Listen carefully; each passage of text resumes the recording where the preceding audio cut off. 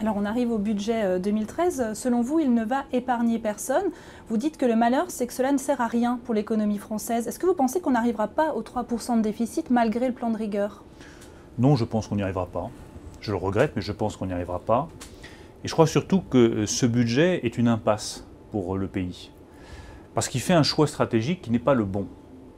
Il fait un choix qui est de concentrer les efforts sur l'augmentation des impôts, sur les entreprises comme sur les ménages, plutôt que sur la réduction des dépenses.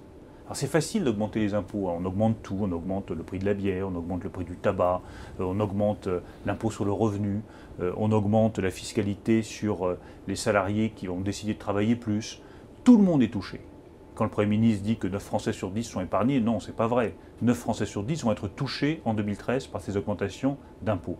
Moi je pense que ce choix-là, je le respecte, hein, c'est la démocratie, chacun fait ses choix, mais ayons au moins le courage de l'avouer, c'est un choix qui va toucher 9 Français sur 10, qui va être douloureux et qui sera inefficace.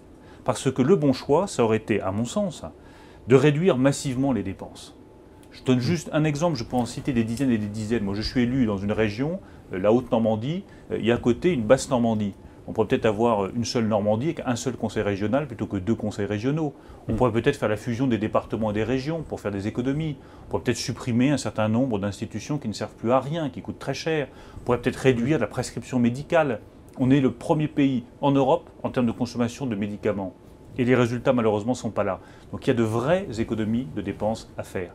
Je crois que le bon choix, il aurait été là, réduire massivement les dépenses et se battre, je pense qu'on va y revenir, pour améliorer notre capacité de production en France. Là, on fait l'inverse, on déprime la consommation, on déprime les Français, on déprime les entreprises, et malheureusement, ça ne suffira pas à redresser le pays. On a sélectionné cette semaine une question de Gérald qui nous est arrivée en vue de cette émission.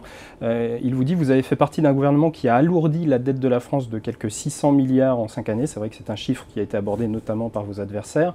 Il dit aussi que le dernier plan d'économie de François Fillon s'élevait à 31 milliards d'euros contre 33 milliards aujourd'hui. C'est le chiffre du budget 2013 présenté par le gouvernement.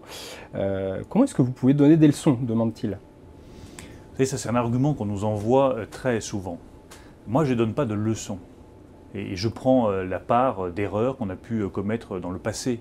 J'ai été un des premiers à dire en janvier 2012 qu'il fallait reconnaître que sur certains points, par exemple sur la compétitivité du pays, on n'avait pas pu aller assez loin.